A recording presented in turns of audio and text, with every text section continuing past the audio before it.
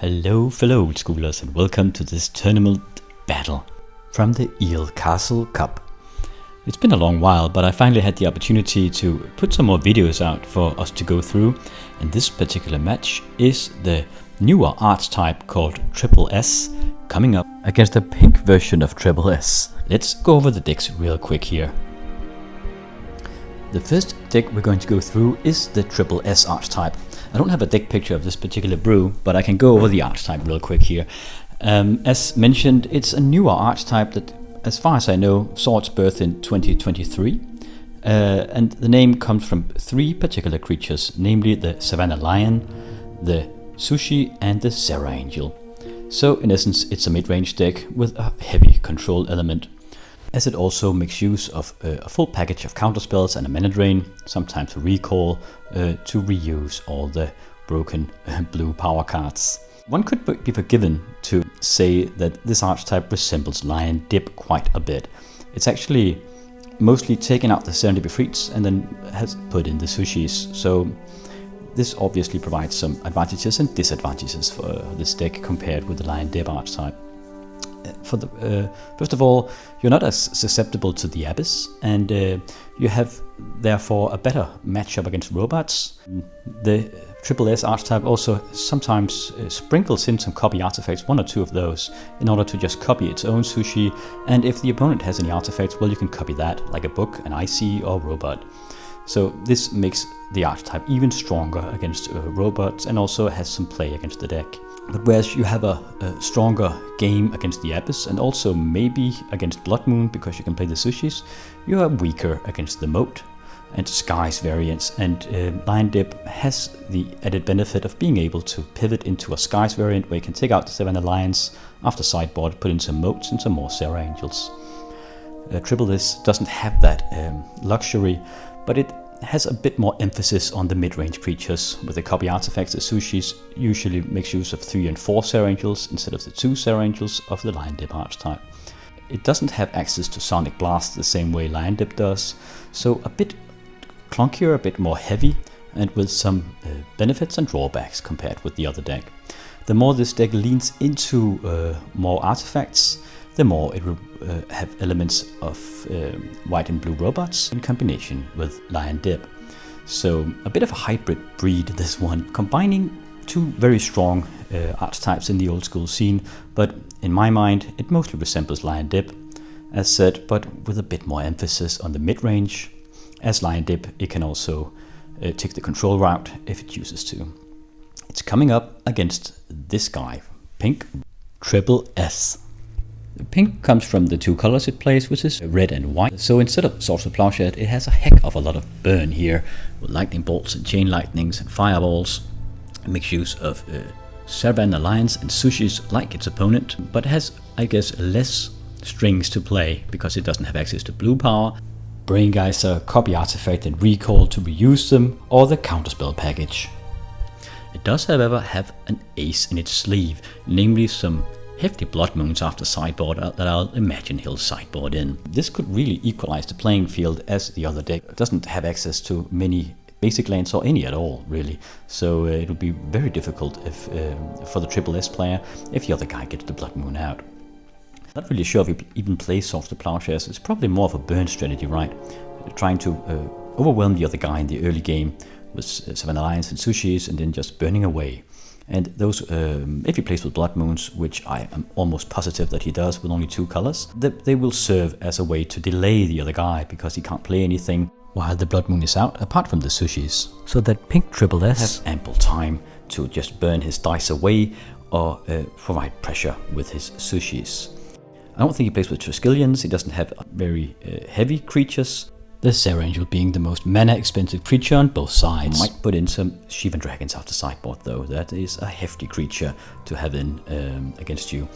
And obviously playing white, he will have access to Disenchants and perhaps even Divine Offerings after sideboard if he chooses to try to wreck Triple S's robots and additional copy artifacts and stuff like that.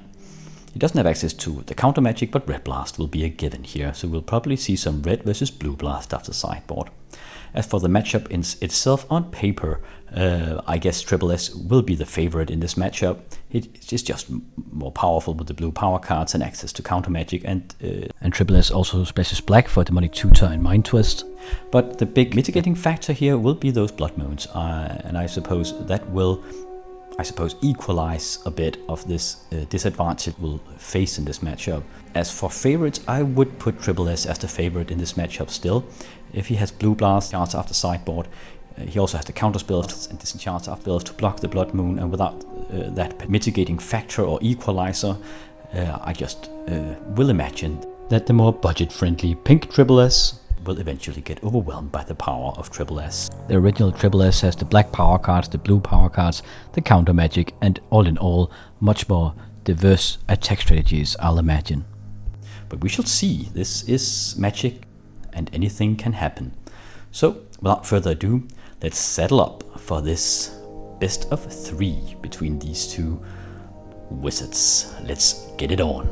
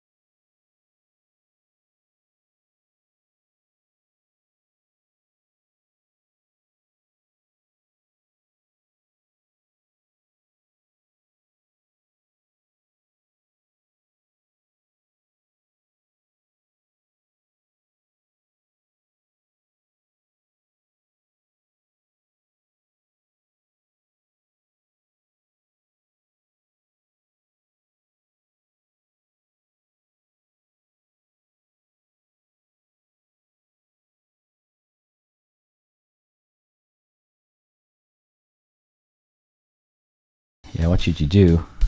Okay, I suppose now we should attack with his angel. Why won't you attack with your angel?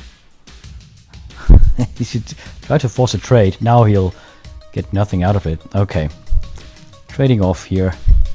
Badlands out of Triple S. A lot of colors out of that guy. Another sushi. Immediate removal here. Scrubland. It's almost like a mirror matchup. Oh, okay. The dust have settled from that opening salvo on both sides. A time twister resets everything. Though, mind you, it looks like the original Triple S only has a single blue mana untapped. So he needs another land drop here in order to be able to counter. Full new hand on both sides. Blue Mux, it'll do. Oh, and mind twisting the other guy.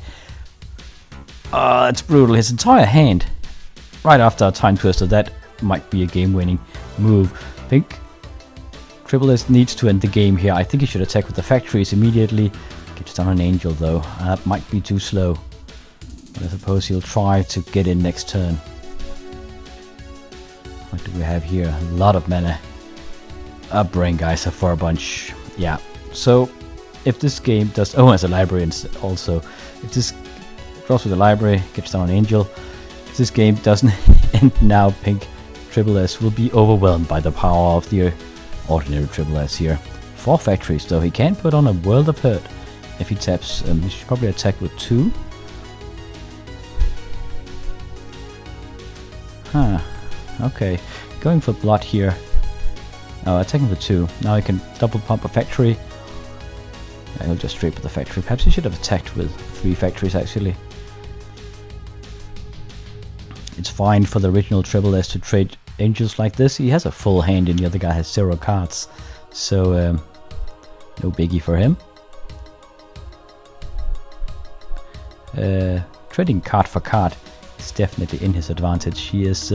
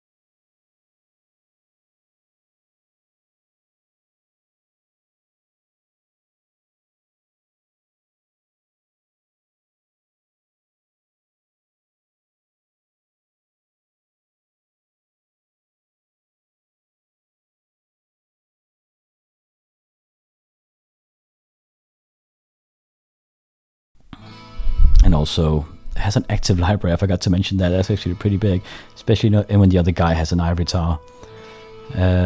Such a passive opening and doesn't help against the library at all. Demonic 2 chart of Triple S here. Again, the black power cards coming into effect. If he has some quick mana, a Mind Twist here would be brutal. Taking the other guy out of library range. Triple S might have kept his Moxen in hand in order for the ivory tower to have effect. Oh, there's the Blood Moon. Okay, so pink Triple S sacrifices the effect of his own Library of Alexandria here, but just to really slow the other guy down once he was tapped out. Usually you can't really play the Blood Moon as a sushi follow-up. You can't play the Blood Moon when the other guy has untapped, because you can either disenchant it or counter it, but he was tapped out from that Demonic Tutor. So, got his punch in with the Blood Moon. It is like a headlock against Triple S here, holding his arms with the Blood Moon and punching him in the face with that sushi. Another swing from the robot. Oh, and he's even mana start. At least he has that ivory tower, healing 3 lives a turn, taking 4 points of damage, so it is in for the long haul. Okay, double sushi though. This will be fast. He needs a 4th mana source in order to get his own sushis out. He can't seem to draw it to save his life here. 2 sushis staring him down. And they come again.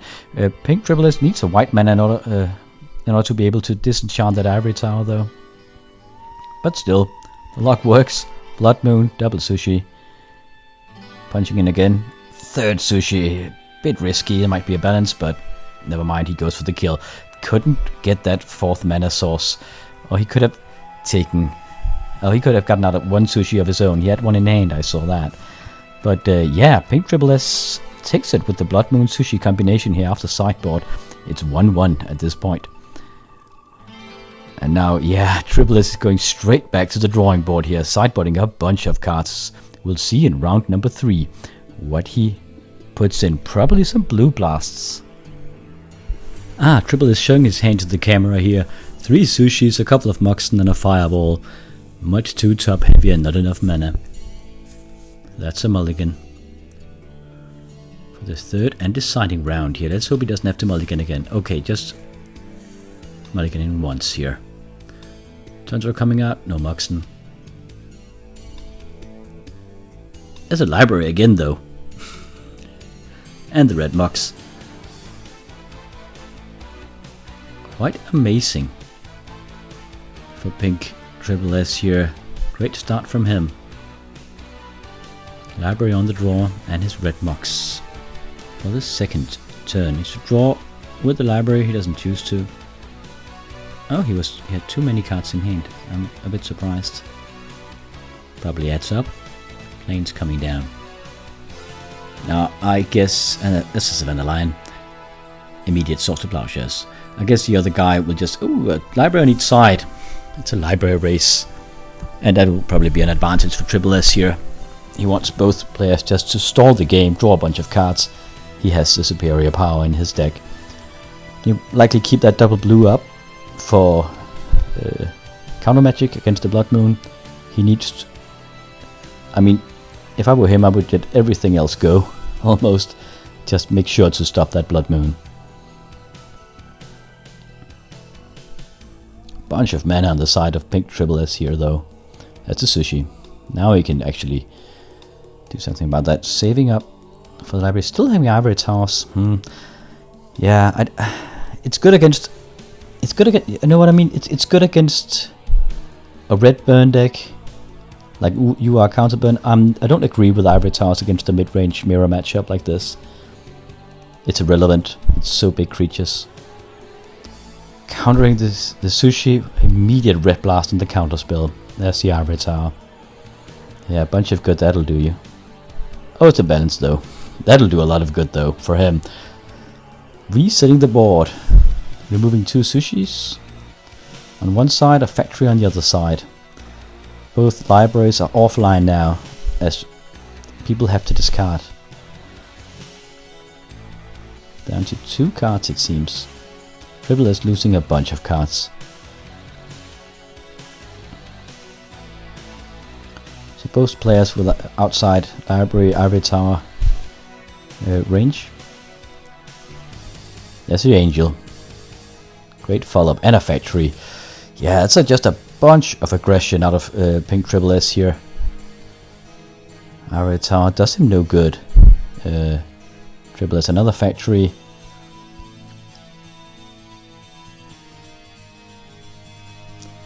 Fitting 1, coming in with the factory. Immediate disenchant on the factory, but the angel gets in, draws blood. Triple-S probably trying to save up for his library as much as he can. No, disenchanting. Needs a Sword to Plowshare against the angel. A lion coming in. Continuously putting out threats here. Pink Triple-S is like a well-oiled machine. 6 points of damage here. Oh man. And he takes it. I'm so happy. Okay, color me surprised, but the Pink Triple-S just proved me wrong. Took out the fully powered multicolored Triple-S variant here. Sometimes keeping it lean, the mana base lean like this, is actually pretty damn effective. I mean, the other guy had a fireball but couldn't draw the red mana to use it. likely because his mana base had too many color requirements. So yeah, that is a perfect example of the pitfalls of having a lot of colors. Gives you a lot of strengths and various ways to play and attack vectors, but it does make your mana base more susceptible to get mana screwed. I hope you guys enjoyed this 2-to-1 tournament match with two Triple S decks featuring very different Triple S strategies. I'll catch you in the next one.